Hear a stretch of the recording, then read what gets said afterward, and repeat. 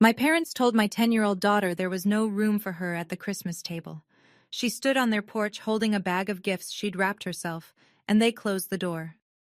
She walked almost 2 miles home in 28-degree darkness to an empty house. When I found out, I didn't scream. I made one phone call. 5 hours later, my parents received a certified letter, and the color left their faces. My name is Audrey Ashford. I'm 34, and my daughter Nora is 10. If you're watching this, please subscribe and let me know where you're watching from. Now let me take you back to the week before Christmas, the week everything in my family quietly, permanently cracked open. That December, Nora and I were living in a one-bedroom apartment off Broad Street in Richmond. She got the bedroom, I got the couch. The radiator made a ticking sound every 40 minutes like a metronome nobody asked for, and the kitchen faucet had a drip I'd learned to sleep through. It wasn't much, but it was ours, temporarily at least. I was mid-divorce. My ex, Ryan, had filed for primary custody 3 months earlier, and my attorney had made one thing very clear. The judge would be looking at stability. Stable housing, stable income, stable environment. Any disruption, any hint that Nora's home life was chaotic, and Ryan's lawyer would use it. So I kept my head down. I worked night shifts in the ER at St. Mary's, picked up extra rotations when they came, and made sure every bill was paid on the first of the month. I didn't have room for mistakes. My parents knew all of this. They knew about the custody hearing scheduled for January 3rd, and they used it the way you'd use a leash on a dog that's trying to leave. But I'll get to that. That week before Christmas, Nora was at the kitchen table every night after homework, cutting colored paper, folding cards, writing names in her round, careful handwriting. She made one for my mother, one for my father, one for my brother Kyle, one for his wife Tiffany, and 2 for their kids. She wrapped small gifts in newspaper because wrapping paper was $4 a roll, and I'd said maybe next time. She didn't complain. She just found the comics section and used that instead. On one of the cards, the one for my mother, she'd written, "Dear Grandma, I can't wait to see everyone. Love, Nora." And beside her name, a little hand-drawn sun. She always drew that. She said it was so people would feel warm when they read it. There was a framed photograph in my parents' living room, had been there as long as I could remember. My great-grandmother Ruth, standing in front of that house the day she bought it in 1987. On the back, in her handwriting, "For my family, all of them." I remember being maybe 12, visiting Grandma Ruth at the house, and her putting her hand on my shoulder and saying, "This house is mine, Audrey, remember that." I didn't understand why she said it that way, like she was planting a flag. I would understand later.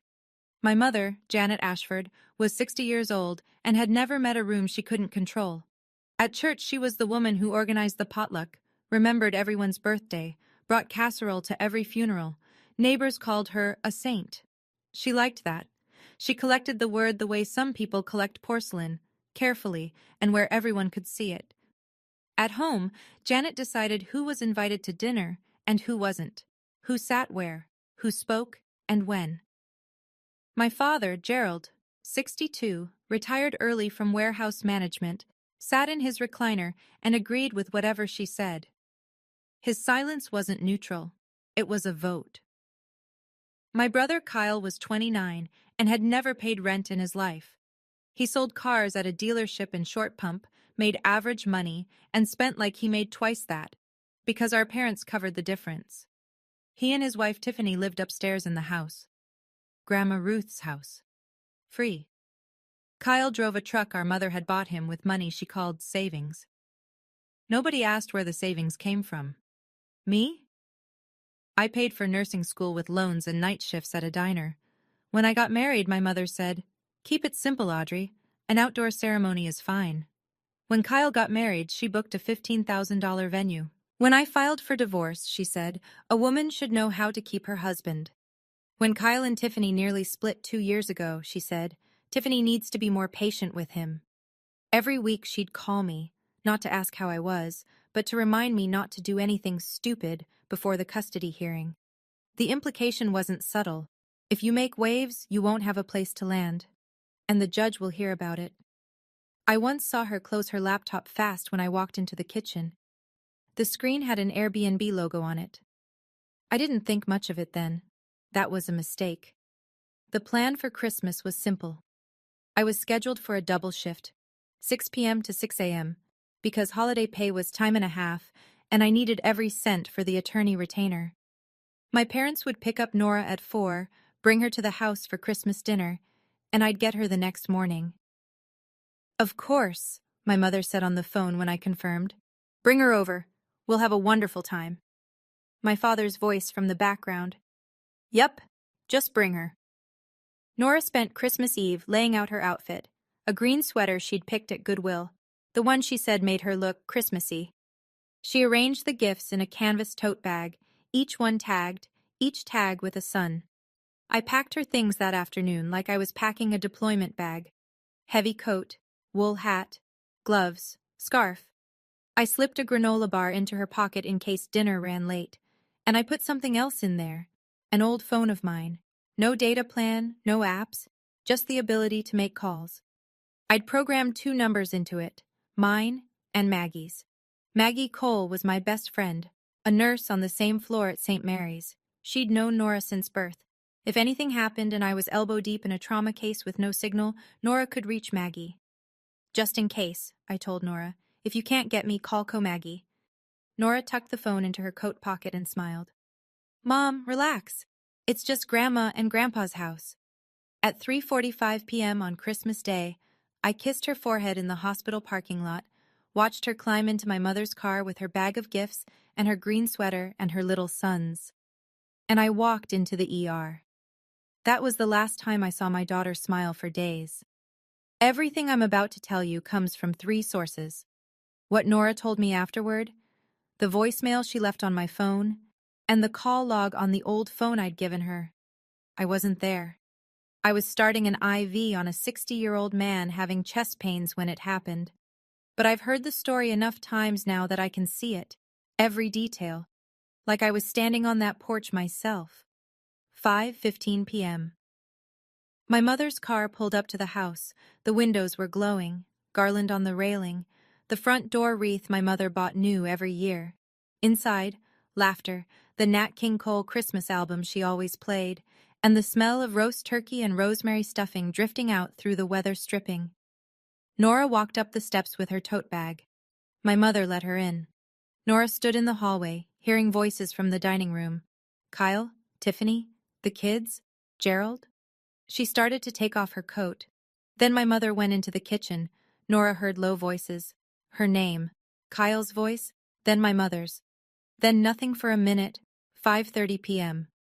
My mother came back out. Her face had changed. The warmth was gone, replaced with that polite, practical expression she wore when she was about to say something cruel and call it reasonable. Nora, sweetie, we've got a little problem. The table is full. Kyle's in-laws came last minute. There's just no room. You should probably head home. Your mom will be back in the morning. Nora looked at the bag in her hands. But I brought presents for everyone. My mother glanced at the tote bag the way you'd glance at a flyer someone hands you on the street. That's sweet. Just leave them on the porch. We'll open them later. Behind my mother, my father stood in the hallway. He said nothing. Kyle looked over his shoulder from the dining room, then turned away. And here's what Nora told me later, in a voice so steady it broke me worse than crying would have. She looked past my mother into the dining room and counted. 12 chairs around that table. One of them was empty. The door closed. The wreath shook once, then stilled. The Nat King Cole kept playing inside. My daughter stood on that porch alone, holding a bag of gifts nobody wanted, and she didn't cry. She just turned around and started walking. It was 28 degrees. I know because I checked the weather log afterward. December 25th, Richmond, Virginia, 6 p.m. 28 degrees Fahrenheit, wind chill 22, light flurries. The kind of cold that finds the gaps in your coat and stays there. Nora walked 1.7 miles from my parents' house to our apartment. I mapped it later on my phone, standing in the kitchen, staring at the little blue line on the screen like it could explain something. 1.7 miles. Past houses with wreaths and electric candles in every window. Past living rooms where families were sitting together. Down Mechanicsville Turnpike where the streetlights are spaced too far apart and the sidewalk disappears for a stretch near the auto shop. She carried the tote bag the whole way, every gift. She didn't leave them on the porch like my mother told her to. She brought them home. The newspaper wrapping was damp from the snow by the time she got inside. The apartment was dark. I'd turned the heat down to 60 before I left. No point warming an empty place, I'd thought, since Nora would be at my parents' house all evening. She unlocked the door, turned on one lamp, and sat on the edge of her bed in her coat. She tried to call me at 5:43. No answer. I was in a trauma bay. She called again at 5:45. Voicemail. At 5:47, she called Maggie. Maggie picked up on the second ring. She told me later that when she heard Nora's voice, calm, small, precise, she grabbed her keys before the sentence was finished. At 5:52, Nora left me a voicemail. 23 seconds. I've listened to it more times than I'll ever admit. Mom, Grandma said there's no room. I walked home. I'm okay. I'm in the apartment. Merry Christmas, Mom. Maggie pulled into our parking lot at 6:02. She took a photo when she walked in. I have it. Timestamp, 6:02 p.m. Nora sitting on the bed, still wearing her coat, the tote bag of gifts on the floor beside her. One lamp on, the rest of the apartment dark. Maggie wrapped Nora in a blanket, turned the heat up, and drove her to Maggie's house for the night. By 6:30, Nora was eating leftover lasagna at Maggie's kitchen table with Maggie's cat in her lap. She was safe. But I didn't know any of that yet. I was still in the ER, checking vitals, charting notes, assuming my daughter was sitting at my parents' table, opening gifts beside a Christmas tree in a warm house full of people who loved her. I checked my phone at 10:32 p.m. during my 15-minute break. 3 missed calls from Maggie, 1 voicemail from Nora, 0 calls, 0 texts from my mother, 0 from my father, 0 from Kyle. I listened to the voicemail first. 23 seconds. I stood in the staff break room with my back against a cold steel locker and listened to my 10-year-old daughter wish me Merry Christmas from an apartment she should never have been in that night. Her voice was steady, a little thin, not crying, worse than crying because it meant she'd already decided this was something she was supposed to handle on her own. I played it again, then one more time because some part of me was waiting for it to stop being real. Then I called Maggie. She answered immediately. She's fine. She's asleep. She's at my place. And then, quietly, Audrey, she walked home, alone, in the dark, on Christmas. Maggie had already sent me the photo by text. I opened it. My daughter, still in her coat, sitting on the bed, one lamp on, that bag of gifts on the floor. Timestamp, 6:02 p.m., December 25th. I looked at that image for a long time. I looked at the way the light hit only half her face, and the way the rest of the apartment behind her was just nothing. Dark furniture, no tree, no music, no people. I said, "Thank you, Maggie. I'll finish my shift." She paused. "Audrey, I'll finish my shift," I said again. And I did. I went back to the floor. I charted meds and changed dressings and spoke to patients in the calm, even voice they train you to use when everything is falling apart and you are the one person in the room who cannot afford to show it. I did not call my mother. I did not call my father. I did not call Kyle. There was nothing left to discuss. From that point on, there was only paperwork. When my shift ended at 6 a.m., I sat in my car in the hospital garage for maybe 4 minutes, engine running, heat on, phone in my hand. I scrolled through my contacts and stopped at one name. Ruth Ashford. I didn't call yet. Not at 6 in the morning. But I would. And when I did, things would begin moving in a direction my parents had never once imagined, because they had spent 18 years in a house they thought was theirs, and they had never bothered to read the paperwork that said otherwise. My mother called me at 8:14 the next morning, December 26th. I know the exact time because I was recording. Virginia is a one-party consent state. That means as long as one person in the conversation knows it's being recorded, it's legal. I knew. I pressed record before I pressed answer. I'd learned that much from working intake in the ER. When things are about to go sideways, you document first and feel later. Audrey. Her voice was light, almost cheerful. I heard Nora went home last night. I'm not sure what happened. I told her to wait 10 minutes while I rearranged things, and she just left. You know how kids are. So dramatic. I let the silence sit for 3 full seconds. Then, Mom, Nora called me at 5:52. She said you told her there was no room. She walked home. Shift. I heard it. A recalibration. The gears turning behind that polished voice. Well, it was chaotic, Audrey. Kyle's mother-in-law showed up last minute. I had to make a decision. What was I supposed to do? Kick out an elderly guest for a child? You kicked out a 10-year-old. Silence. 4 seconds this time. Then Janet's third gear. Offense. Don't start with me, Audrey. I have been supporting you through your mess, housing you, watching your child, covering for you, and this is the thanks I get? You're just like your father's side. Ungrateful, every one of you. Her voice was climbing now, not loud, but sharp. The way a blade doesn't need to be big. And let me tell you something. If you make this into a thing, don't expect us to show up at your custody hearing. Don't expect a roof. Don't expect anything. 7 minutes and 23 seconds. I recorded all of it, including the last thing she said before she hung up. The thing she probably thought was a threat, but that I filed away as evidence. You do anything stupid, Audrey, and I will make sure that judge knows exactly what kind of mother you are. I set the phone on the kitchen counter. I looked at the recording file. 7:23, December 26, 8:14 a.m., and I saved it to a folder I'd just created. I named the folder Receipts. Kyle started texting at 8:45, not a phone call. That would require hearing my voice, and Kyle had never been comfortable with anything that couldn't be done from a safe distance. 8:45 a.m. Mom told me you made a big deal about last night. Seriously? 8:47 a.m. Nora is fine. Kids walk home all the time. Stop being dramatic. 8:52 a.m. You need to apologize to Mom. She's crying. 9:01 a.m. If you push this, I swear I'll tell your ex's lawyer you're unstable. I didn't respond to any of them. I screenshotted every single one. Each one went into the folder. By mid-morning, the machine was running. Janet had already called her sister, my Aunt Diane, and delivered her version. Audrey abandoned Nora at our house, then blamed us for it. Aunt Diane called me at 10:15, voice soft with concern that wasn't really for me. Sweetie, your mom is just devastated. Can't you let this go? It's Christmas. Did she tell you Nora walked home alone in the dark? A pause.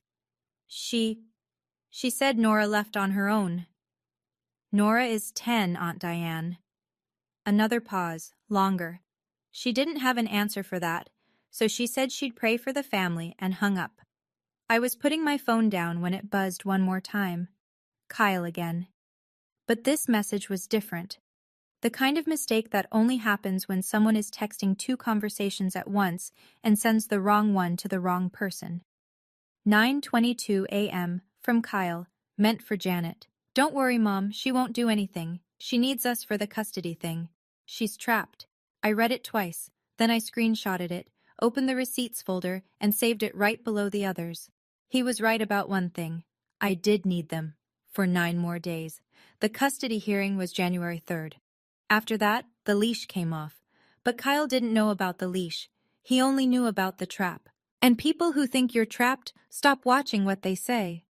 I should give you some history, because what happened at Christmas didn't come out of nowhere. It was the loudest note in a song that had been playing my entire life.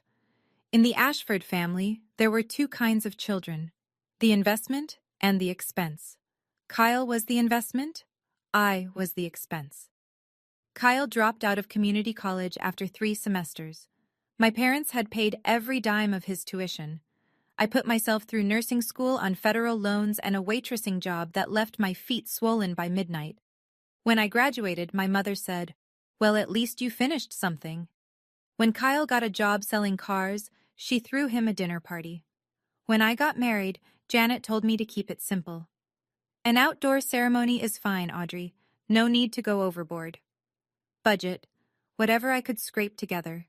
When Kyle married Tiffany 2 years later, my mother booked a venue with a chandelier and a 3-tier cake and wrote a check for $15,000. She called it an investment in his future. When my marriage fell apart, she said, "A woman should know how to keep her husband." When Kyle and Tiffany nearly separated, that bad stretch with the credit card debt, she said, "Tiffany needs to learn patience." And then there was how they treated Nora. Kyle's 2 kids, Braden, 5, and Harper, 3, were my babies. Janet posted them on Facebook every week, matching outfits at Easter, pumpkin patch in October, my mother's grandchildren front and center. Nora was Audrey's kid, or sometimes just the girl. Last Christmas, the one before this, Nora had been placed at a folding card table in the hallway while everyone else sat at the main table. When she asked why, my mother said, "The big table is for immediate family, Nora." Nora looked at her. "Am I not immediate family?" My mother changed the subject. I swallowed it. I was 2 months into the divorce filing, sleeping on a couch, and terrified that one wrong move would cost me my daughter in family court. So I swallowed it the way I'd been swallowing things from that family for 30 years. But someone else heard about that moment. Through a phone call I didn't even know had happened. Grandma Ruth. She'd heard, and she hadn't said a word. Not yet. She was waiting. I just didn't know for what. Let me tell you about the house. It was a 3-story colonial on a tree-lined street in the near suburbs of Richmond. White siding, black shutters, wraparound porch. My great-grandmother Ruth bought it in 1987 with cash from 40 years of bookkeeping and a pension from the Henrico County school system. She raised her son, my grandfather, there. When he passed in 2003, she stayed another 2 years. In 2005, she set up a living trust, put the house in it, and named herself trustee. The trust document had one guiding clause I wouldn't read until much later. The property shall serve the family, all members, without exclusion. In 2012, Grandma Ruth moved to a nursing home in Charlottesville.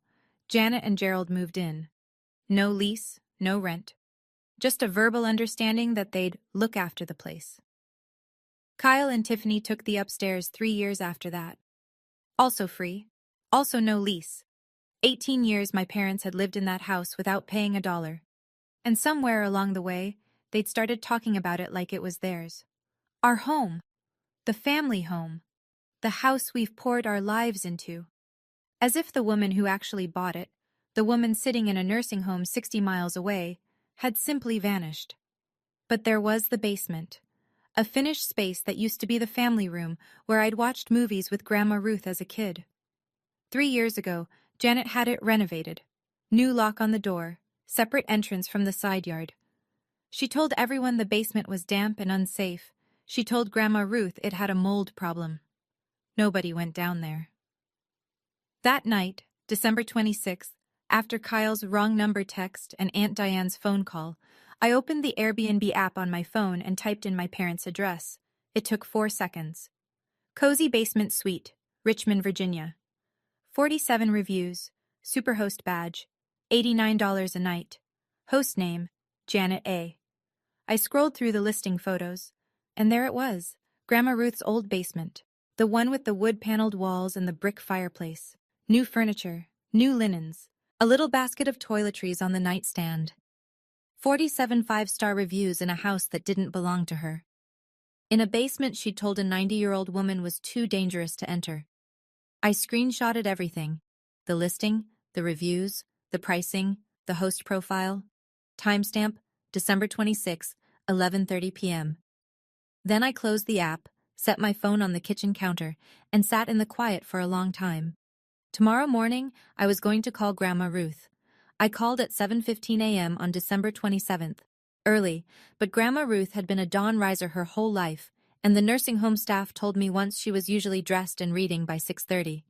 She picked up on the third ring, that voice, hoarse, thin, but precise in a way that age hadn't touched. Like a blade that had been sharpened so many times it was narrow, but still cut clean. "Audrey, you're calling early.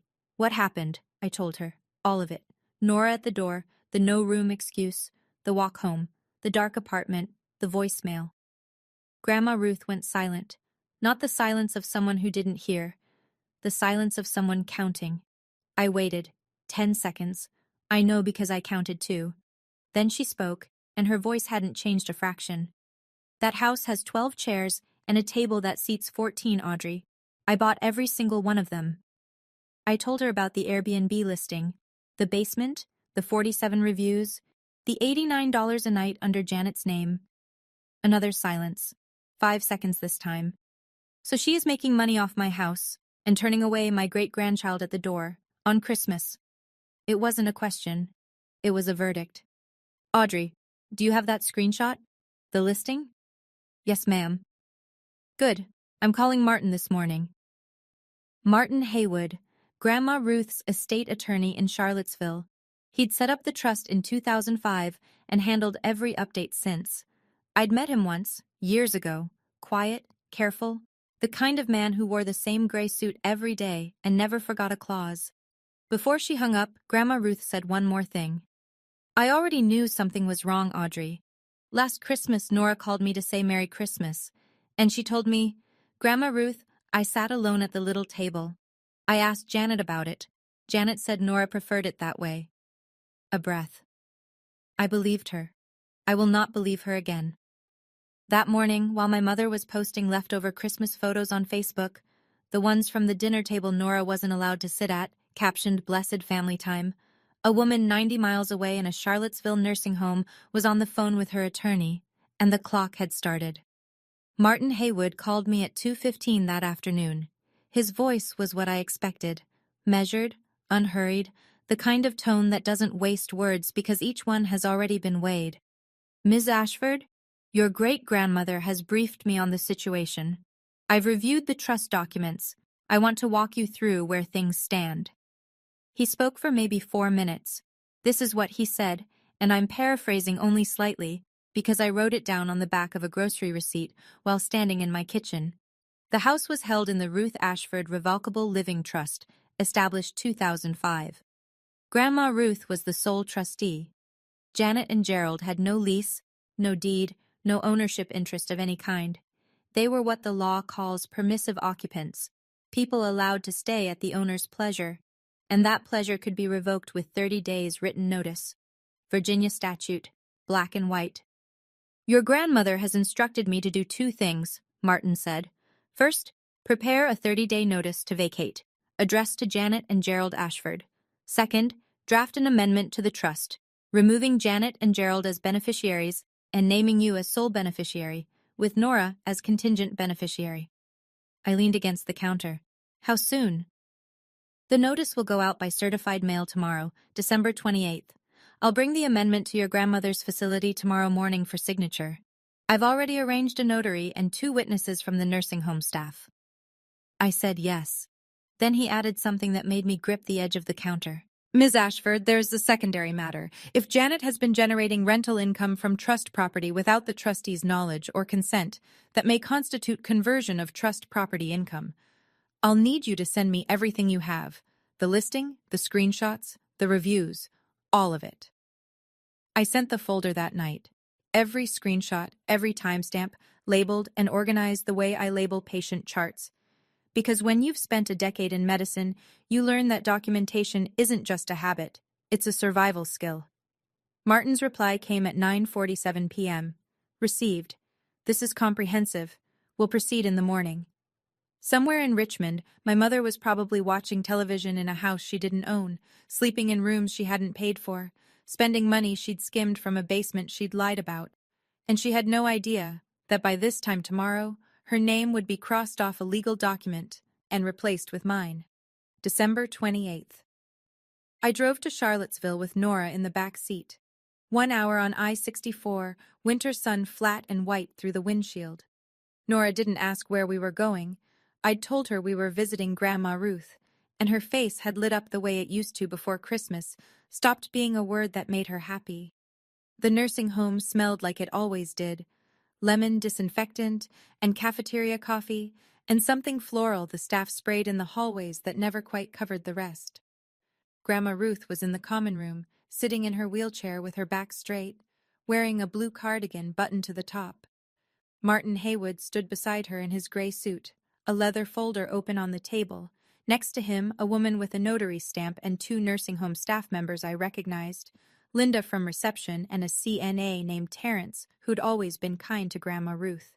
Nora saw her first. Grandma Ruth! Grandma Ruth's face changed.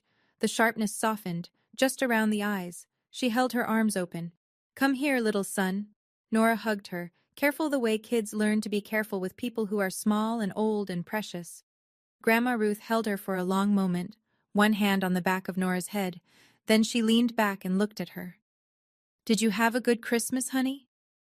Nora hesitated, looked at me, looked back at Grandma Ruth. "It's okay," Grandma Ruth said. "The next one will be different. I promise you that." Then she turned to Martin and nodded once. "Business." Martin read the amendment summary aloud. Steady, formal, every word precise enough for a courtroom. Janet Ashford and Gerald Ashford, removed as beneficiaries. Audrey Ashford, named sole beneficiary. Nora Ashford, named contingent beneficiary.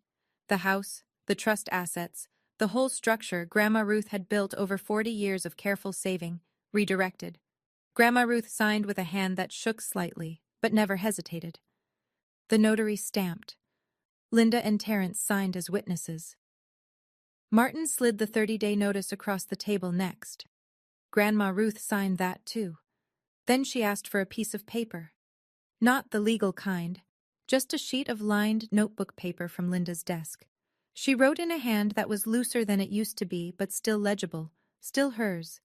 "Janet, I gave you my home so my family would always have a place. You turned away a child on Christmas. That is not what my home is for. Ruth." She folded it, slid it into the envelope with the notice, and looked at Martin. "Send it." Martin sealed the envelope, addressed it. "Certified mail, return receipt requested." Before we left, Grandma Ruth held my hand, her grip still surprisingly firm, and said something I carry with me. "I'm 89, Audrey. I've buried a husband, a son, and 2 friends this year alone. But I am not too old to protect what's mine, and Nora is mine." By 4 p.m. that afternoon, a sealed envelope was sitting in a blue USPS collection box outside the Charlottesville post office, addressed to Janet and Gerald Ashford, stamped certified, and heading south toward Richmond. That night, after Nora was asleep, I sat at the kitchen table with my laptop open and the apartment quiet around me. The radiator ticked, the faucet dripped, and I built a case. I organized the receipts folder the way I organize patient charts at the hospital. Chronological, labeled, nothing missing, nothing out of order. Every file had a date, a source, and a one-line description. The voicemail, 23 seconds, December 25th, 5:52 p.m. The photo Maggie took, Nora on the bed in a dark apartment, timestamp 6:02 p.m. The recording of Janet's phone call, 7 minutes 23 seconds, December 26th, 8:14 a.m. Kyle's texts, all 5 of them, including the one he sent to the wrong person. Aunt Diane's call, noted with time and summary. The Airbnb listing, 47 reviews, $89 per night, host name Janet A., superhost. The listing photos, Grandma Ruth's basement with new furniture, new linens, and a basket of complimentary toiletries in a room an 89-year-old woman had been told was too damp to enter. I pulled up the reviews and read through them, one by one, looking for details. Most were routine. Clean space, great location, responsive host. But one, posted 6 months earlier, caught my eye. Wonderful stay. Janet even showed us family photos in the living room. Such a warm, welcoming home. Family photos. In the living room. She'd invited strangers into Grandma Ruth's house, shown them our family pictures on the wall, and played the gracious hostess. All while making money she had no right to, in a home she had no claim to, with photographs of a family she'd just shut the door on. I emailed Martin the full folder at 11:15 p.m. His reply came at 11:47. Received. I'll include the Airbnb documentation in the supplementary demand letter. The demand letter. That was the second envelope, the one Martin said he'd send after the first one landed. The notice would tell my parents to leave. The demand letter would tell them how much they owed. I closed the laptop and sat in the dark kitchen for a while, listening to the radiator and the faucet and the sound of Nora breathing in the next room. 2 envelopes. One was already in the mail. The other was being drafted, and my parents didn't know about either. January 3rd.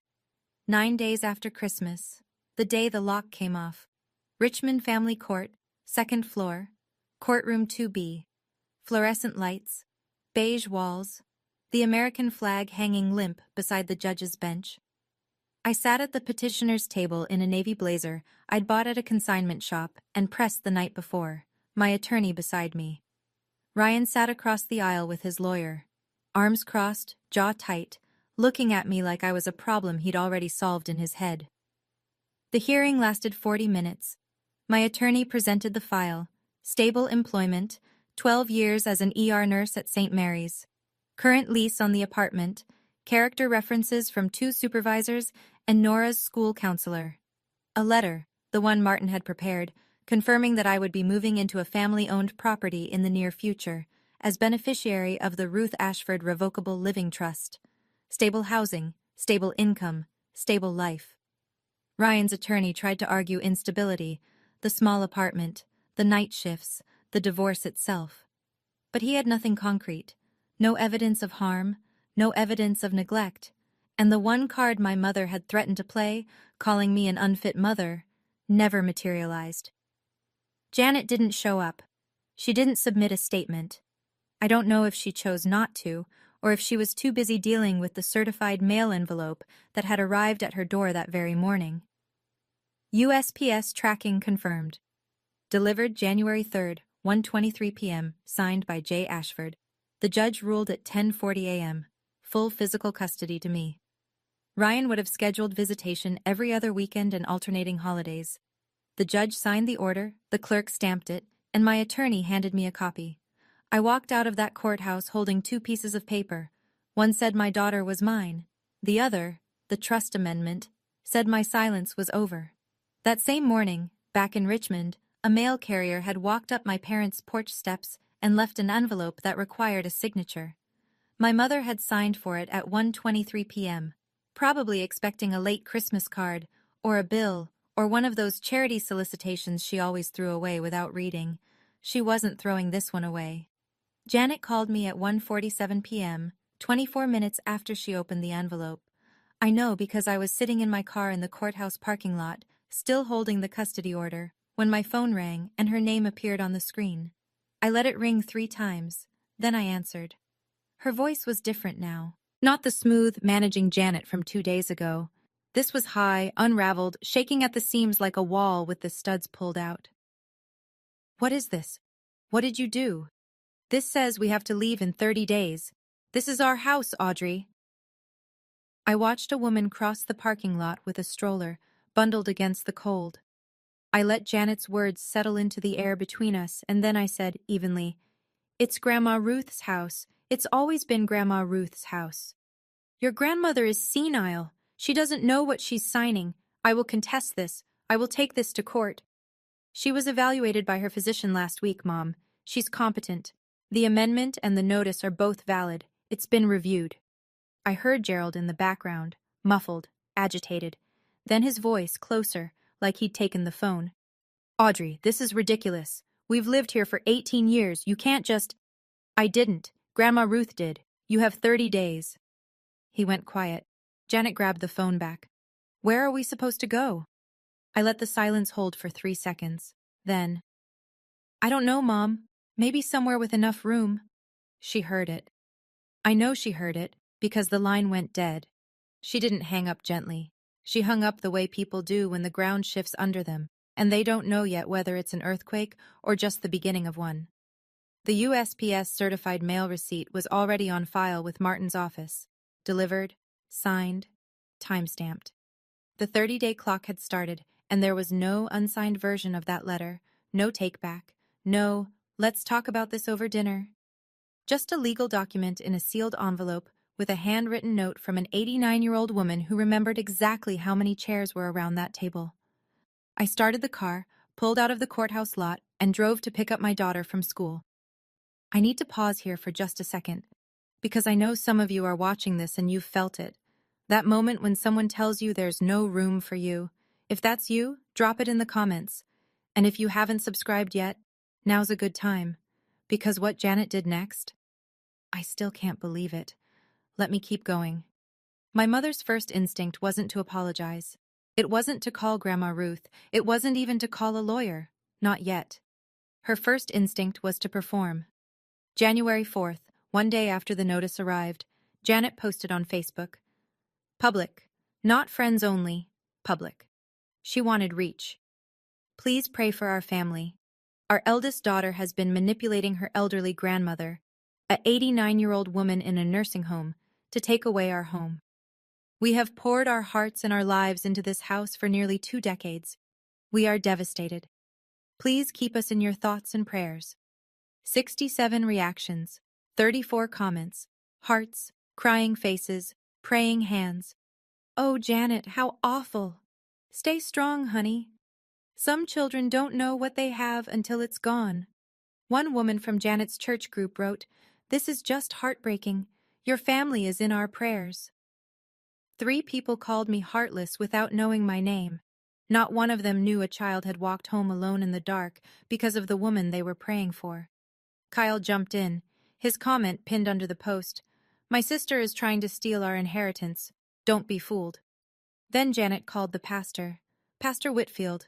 A kind man, genuinely, but a man who only ever heard one side of anything that happened in my mother's orbit. He called me that evening, voice careful, measured.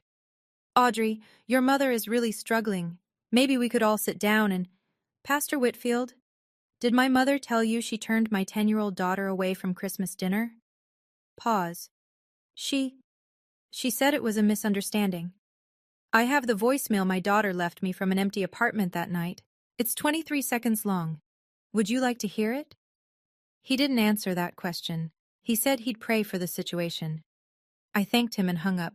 I screenshotted the Facebook post. The comments, Kyle's reply, the timestamps. All of it went into the receipts folder. I did not post a response. I did not comment. I did not correct a single person publicly. There would be a time for the truth to be heard. But it wouldn't be on Facebook, and it wouldn't be on my mother's terms. Martin was already drafting the second letter. The first week of January felt like standing in an open field while something circled overhead. 4 relatives called me in 5 days. Every one of them had talked to Janet first. Every one of them used the same script, like they'd been handed a pamphlet at the door. "Just apologize, Audrey. Think about your parents' age. You're tearing this family apart." Aunt Diane called again. "Sweetie, can't you just come to dinner and sort this out? Your mom is beside herself." I said, "Diane, did she tell you about the Airbnb listing? The one where she rented out Grandma Ruth's basement for 3 years without telling her?" Diane went quiet. Then, I don't know anything about that." Then she said she had to go. Nobody asked about Nora. Not once. Not a single relative, in 5 days of phone calls, asked how a 10-year-old was doing after being told she didn't belong at her own family's Christmas table. Tuesday night, Maggie came by after our shifts overlapped. She brought pizza and a bottle of cheap wine and sat on my kitchen counter like she'd done since we were 22. Nora was already in bed. "You're not crazy," Maggie said, chewing crust. "You're not the villain. That voicemail exists. Those screenshots exist. Reality is not up for a vote." Grandma Ruth called every evening that week.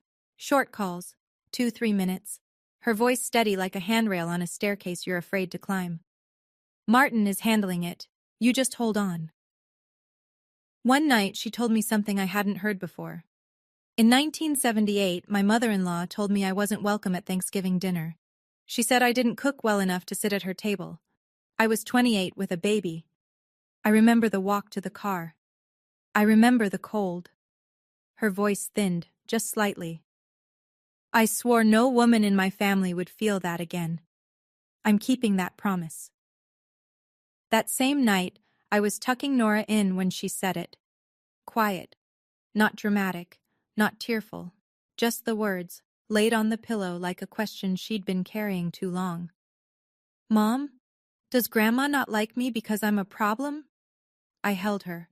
I held my daughter in that small bedroom with the radiator ticking and the city humming outside, and I said, "You are not a problem. You have never, ever been a problem." She nodded into my shoulder. She didn't ask again.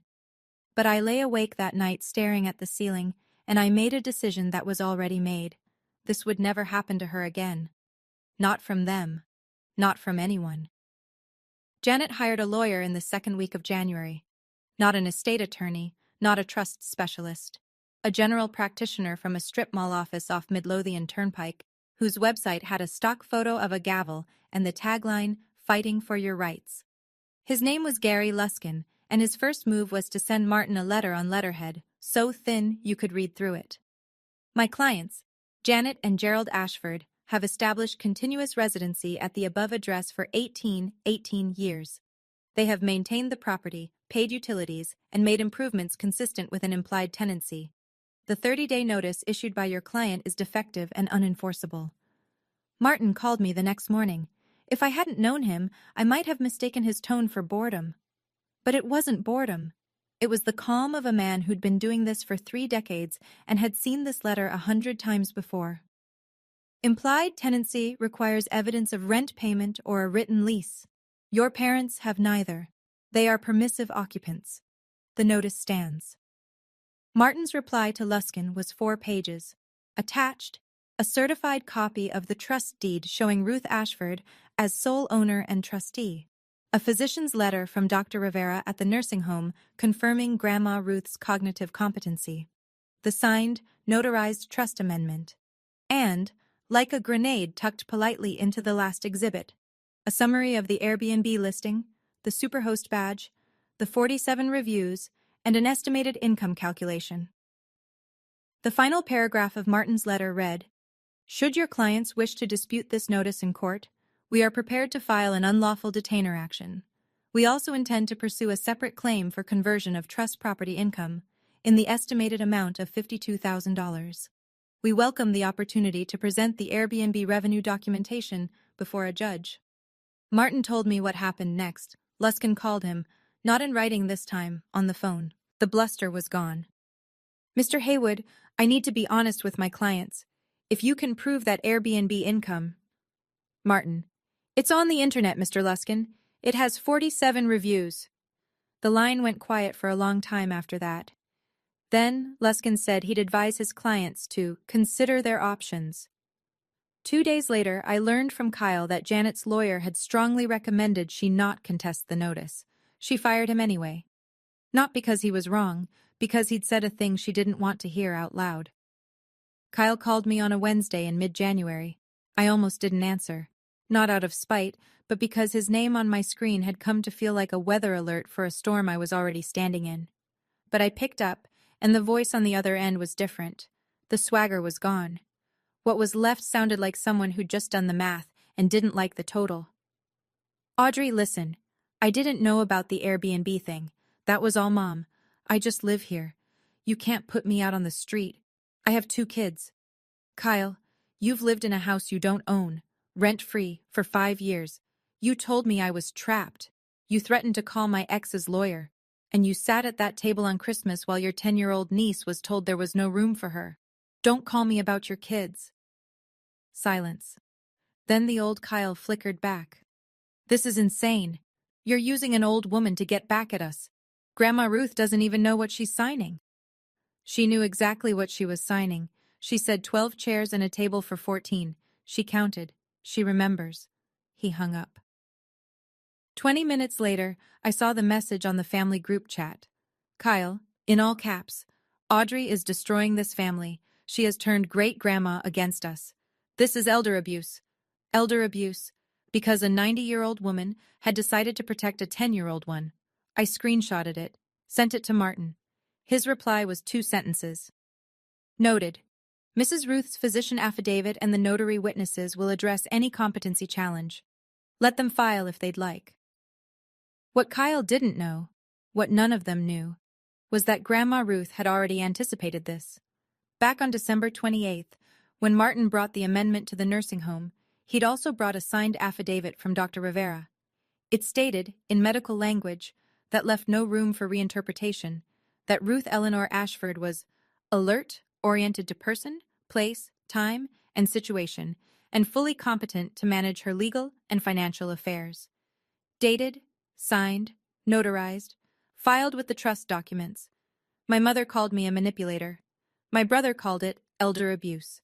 But the paper trail told a different story. And paper doesn't flinch when you raise your voice at it. At the end of January, 3 weeks into the 30-day notice, Janet drove to Charlottesville. I wasn't there. I didn't learn the details until Grandma Ruth told me that evening, and Martin confirmed the rest through the nursing home's incident report, which he'd requested a copy of. So I'm telling you what happened the way it was told to me, by two people who had no reason to embellish. Janet walked into the nursing home lobby at 11:40 a.m. She was wearing what she always wore to make an impression, the beige wool coat, the pearl studs, the look of a woman who volunteered at church and expected every door to open accordingly. She approached the front desk. "I'm here to see Ruth Ashford. I'm her granddaughter-in-law."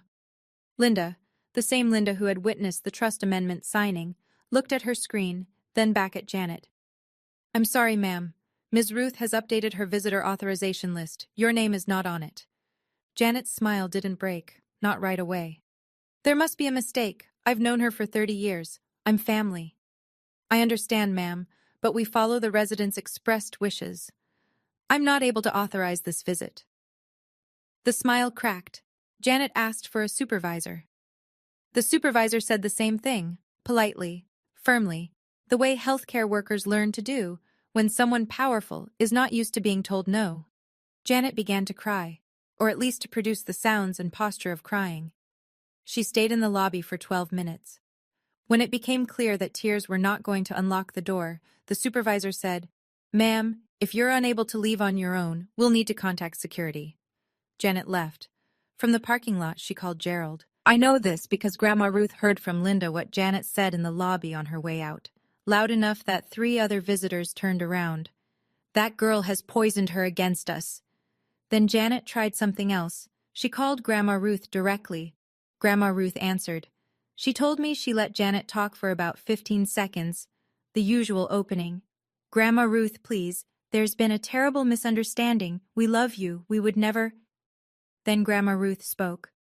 "There was no misunderstanding, Janet.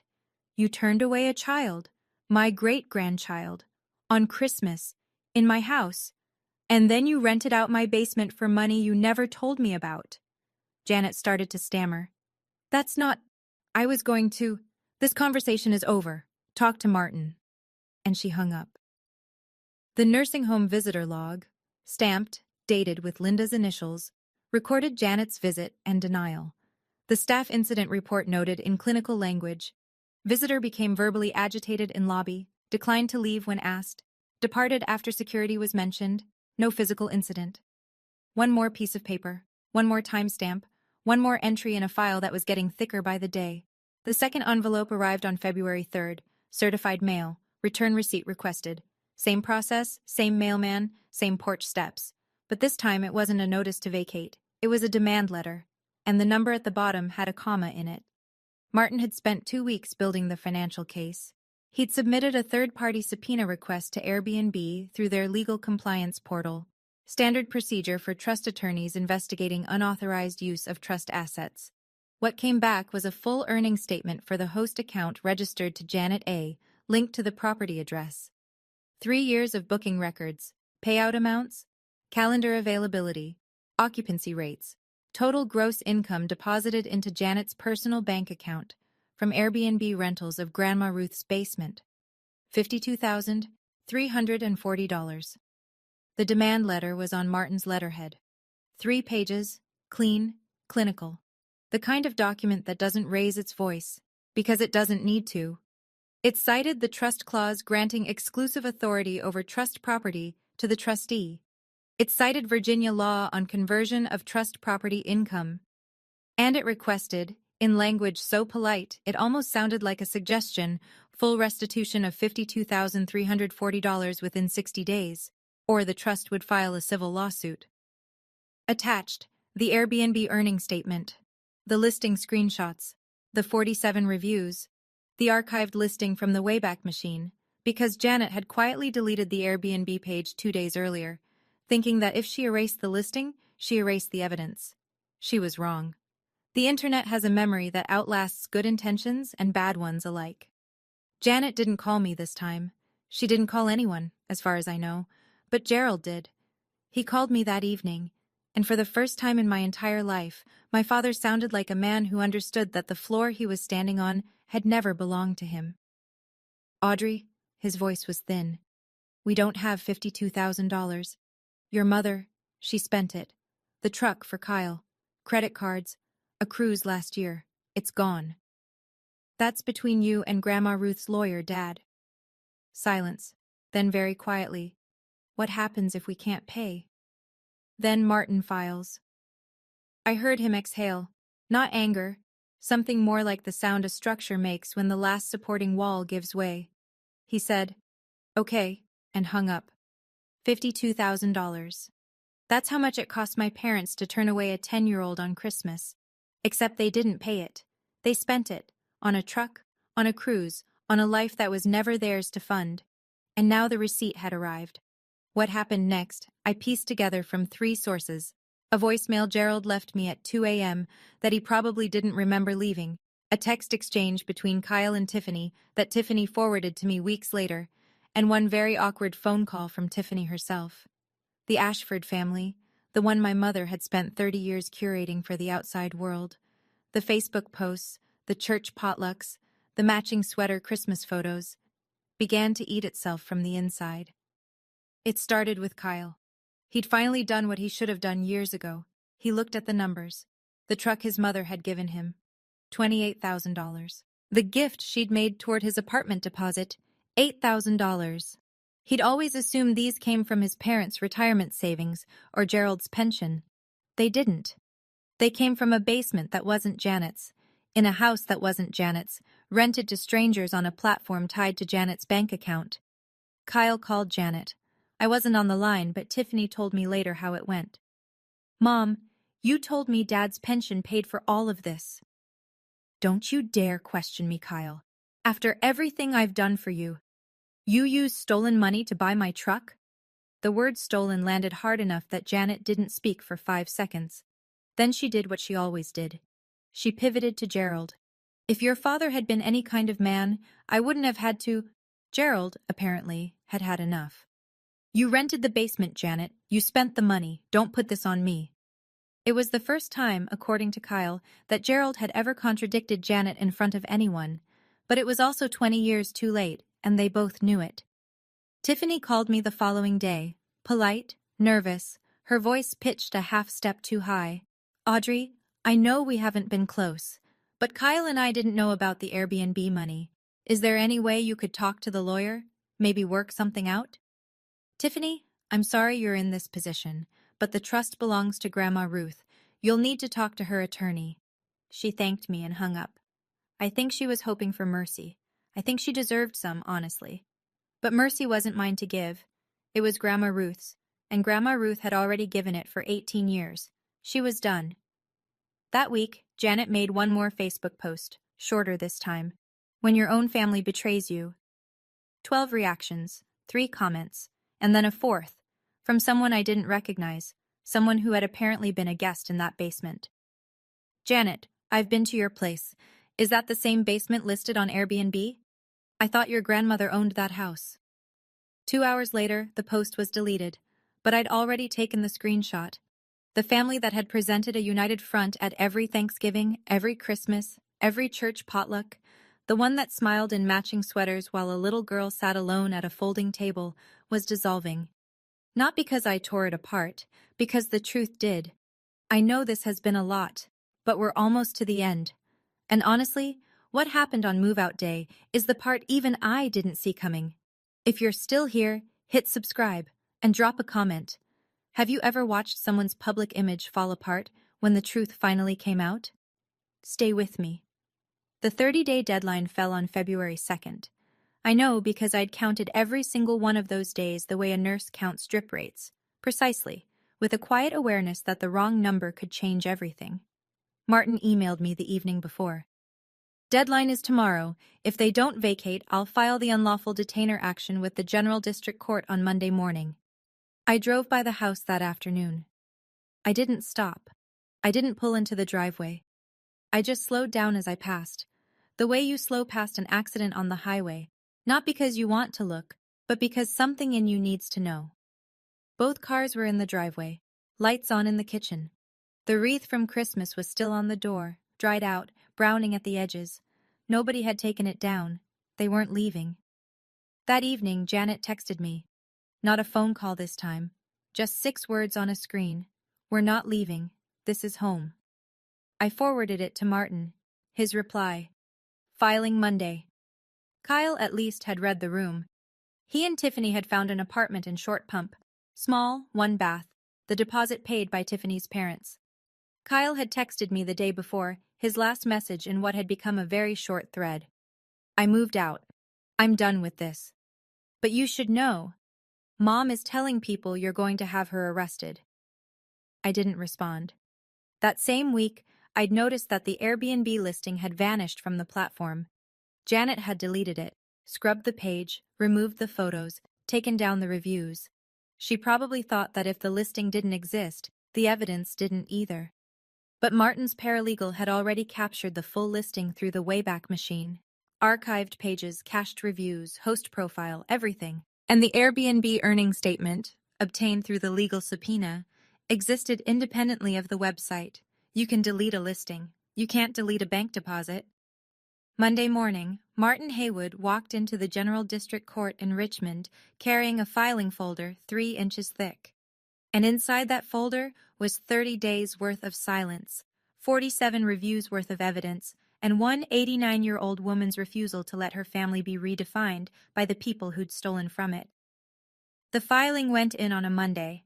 Martin submitted the unlawful detainer action with every exhibit attached: the trust deed, the 30-day notice with its certified mail receipt and USPS tracking confirmation, the physician's capacity letter, the trust amendment, and, as a supplementary exhibit, the full Airbnb documentation. The clerk stamped it, assigned a case number, and scheduled the hearing for 10 days out. Virginia moves fast on unlawful detainer. The law doesn't like ambiguity about who owns a house and who doesn't. Wednesday afternoon, a process server walked up the porch steps of Grandma Ruth's house and knocked on the front door. Gerald opened it. The server handed him 2 copies of the summons, one for him, one for Janet, and had him sign the acknowledgement of service. Gerald looked at the papers, then at the server, then back at the papers. His face, the server noted in the affidavit of service filed the next day, went gray. Janet wasn't home. She was at the grocery store, which meant Gerald had to deliver the news himself. I don't know exactly what that conversation looked like, and I don't need to. I know the result. Janet called Pastor Whitfield. She called Aunt Diane. She called 2 cousins. She worked the phones like she always did, pulling the levers of sympathy she'd installed over 30 years of casseroles and prayer chains. But this time, the machine didn't respond the way it used to. Pastor Whitfield told her gently that he'd spoken with me and heard the voicemail. He suggested reflection. Aunt Diane didn't pick up. One cousin asked, "Janet, is it true about the Airbnb thing?" And Janet hung up on her. And then there was Mrs. Palmer. Dorothy Palmer, 71, lived 3 doors down from Grandma Ruth's house. She'd been there almost as long as the house itself.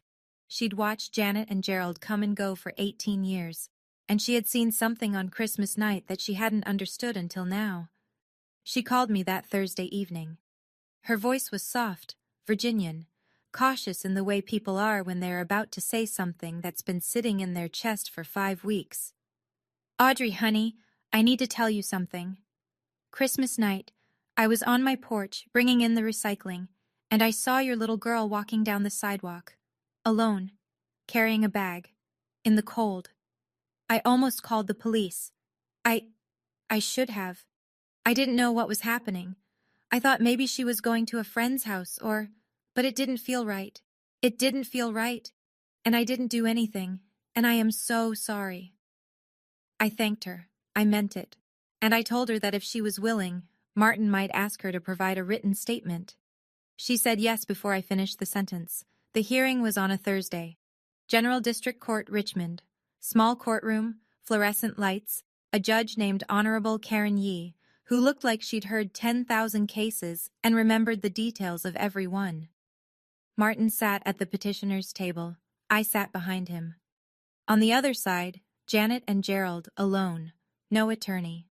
Luskin had declined to continue representing them after reviewing the Airbnb evidence, or more precisely, after learning that Martin intended to introduce it in open court. Janet hadn't found a replacement. She sat in her beige wool coat, pearl studs, hands folded in her lap like she was at Sunday service. Gerald stared at the table. Martin presented the case in under 20 minutes.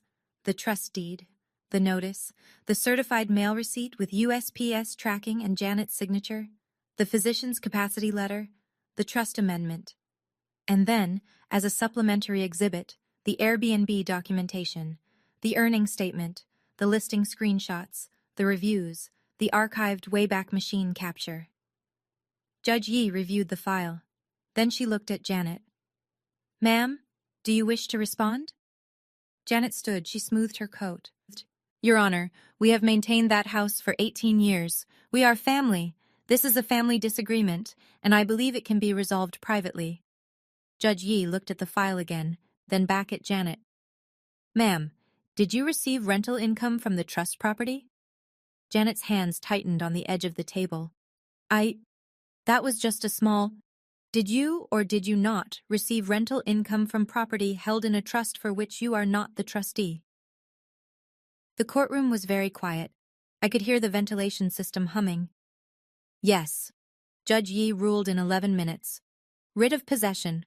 Janet and Gerald Ashford were ordered to vacate the premises within 10 days.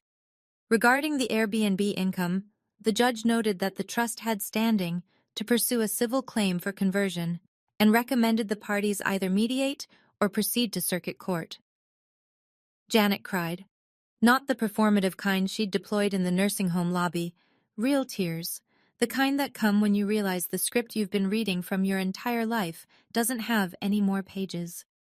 Gerald sat beside her, hands on his knees, looking at the floor. Martin gathered his documents. I stood and walked out through the double doors into the hallway, where the light was gray and flat and unremarkable.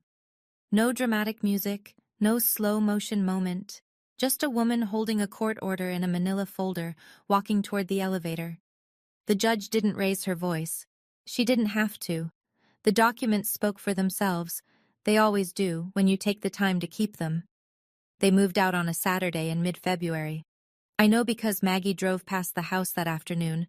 I'd asked her to, not because I needed to witness it, but because some part of me needed to know it was real. A rented box truck in the driveway. Gerald carrying lamps and boxes. Janet directing him from the porch in her coat, arms crossed, mouth align. Neighbors watched from porches and driveways, the way people do when something private becomes public. Not with glee, just with that quiet, careful attention that comes from knowing a street story just changed. Maggie told me one detail that stayed with me. Janet took everything, the furniture, the kitchenware, Kyle's old trophies from the upstairs shelf, the Christmas dishes she'd used for the dinner Nora wasn't allowed to attend. She took the curtains, she took the bathroom mirror she'd hung over the sink. But she left the photograph. The framed one, Grandma Ruth standing in front of the house in 1987, the writing on the back that said, "For my family." All of them. It was still on the wall when they locked the door behind them. Maggie sent me a text at 3:14 p.m. They're gone. I went to the house the next morning. Nora was with me. The place was cold. They'd turned the thermostat down before they left, one final small act of pettiness in a long catalog of them. The rooms were empty, dusty in the corners, sunlight falling through bare windows onto hardwood floors Grandma Ruth had picked out almost 40 years ago. I found the photograph in the living room, still hanging, slightly crooked. I took it down, wiped the glass with my sleeve, and hung it back, level, center, where it belonged. Janet and Gerald rented a one-bedroom apartment in Midlothian. $1,400 a month, first rent payment in 18 years. The unlawful detainer judgment was now part of their court record, which meant any future landlord who ran a background check would see it. Martin had informed them that the $52,340 claim remained active. If they didn't agree to a repayment plan within 60 days, the trust would file in circuit court. She took the Christmas dishes. She left the photograph. I suppose she knew which one she'd earned and which one she hadn't. We moved in at the end of February. Nora carried her backpack up the porch steps, the same steps she'd stood on Christmas night holding a tote bag full of gifts, and stopped at the front door. She looked at me. I looked at her. "This is ours?" she asked. "This is Grandma Ruth's," I said. She's letting us take care of it. Nora nodded, like that made perfect sense to her. The way things do when you're 10 and trust hasn't been ruined for you yet, at least not permanently. She picked the upstairs bedroom, the one with the window that looked out over the backyard, where Grandma Ruth had kept a vegetable garden in the 70s. The room was bare, just walls and light, but Nora walked in and spun around once with her arms out like she was testing the space, and I stood in the doorway and watched her and didn't try to name what I was feeling because I knew if I did, I'd lose it. Martin finalized the paperwork. The trust remained in Grandma Ruth's name. She was still trustee, but I was now the named beneficiary and custodian of the property. I would pay the property taxes, maintain the house, carry the insurance. It was responsibility, not a gift. I understood the difference, and I was grateful for it. I called Grandma Ruth that evening on FaceTime. The nursing home staff helped her prop the phone on her tray table. She watched Nora taping a hand-drawn sign to her bedroom door, Nora's room with a little sun in the corner. "The little sun is home," Grandma Ruth said. That week, I enrolled Nora in an art class at the community center on Saturdays. She'd stopped drawing after Christmas, not dramatically, not as a statement, just the way light dims when you close a curtain. She stopped carrying her sketchbook. She stopped putting suns on things. The first Saturday, she came home with a sheet of butcher paper rolled under her arm. She unrolled it on the kitchen table, and I saw what she'd made. A house, with a big table in the center, and 14 chairs drawn carefully around it. Each chair had a name tag. Grandma Ruth, Mom, Co-Maggie, Mrs. Palmer. And in the middle, the chair with the best view of the window, Nora. She didn't draw herself at a little table anymore. She drew herself at the big one, and every chair had a sun on it. I also did something for myself that month, something I probably should have done years earlier. I found a therapist, not because I was broken, but because 30 years of a family like mine leaves patterns you don't even see until someone shows them to you. The first session, I sat in a chair that was nicer than any furniture in my old apartment and told a woman with kind eyes and a box of tissues that I'd spent my whole life trying to be small enough to keep the peace. She said, "And how did that work out?" I almost laughed. "It didn't." "No," she said, "it never does." In March, a letter arrived, not certified, not from a lawyer, just a regular envelope with my mother's handwriting on the front, the loops careful and deliberate the way they always were when she wanted to look composed. I opened it at the kitchen table while Nora was at school. "Audrey, I'm your mother. This has gone far enough. Can we talk?" 8 words. No apology, no acknowledgement of what she'd done to Nora, or what she'd done to Grandma Ruth, or what she'd done with $52,000 that wasn't hers. Just, "Can we talk?" As if the problem was a conversation that hadn't happened, rather than a decade of choices that had. I folded the letter, slid it back into the envelope, and put it in the receipts folder. Same folder, same system, same shelf. It lived next to the voicemail transcript and the Airbnb screenshots and the court filing and every other document that told the real story of what family had meant in the Ashford house. I didn't respond. I didn't block her number either. If she wanted to reach me, she could go through Martin. That was the boundary. And the boundary was not a punishment. It was a door that worked the way doors are supposed to. You could knock, but you couldn't just walk in and rearrange the furniture. Grandma Ruth called me the same week. She sounded tired but clear, the way she always did, like someone who had made peace with most things and was working on the rest. She said, "I'm not angry at Janet, Audrey. I'm disappointed. But I won't let disappointment stand above my great-granddaughter's safety. Not ever." Spring came slowly that year. Nora rode her bike on the sidewalk out front. Mrs. Palmer waved from her porch every afternoon and sometimes brought over banana bread. Maggie came by on Fridays with takeout. The radiator in the old apartment didn't tick anymore, because we didn't live there anymore, and I only thought about that sometimes. Late at night, sitting on Grandma Ruth's porch, the same porch where my daughter had stood in the cold 5 months earlier, holding a bag of gifts for people who told her she wasn't worth a chair.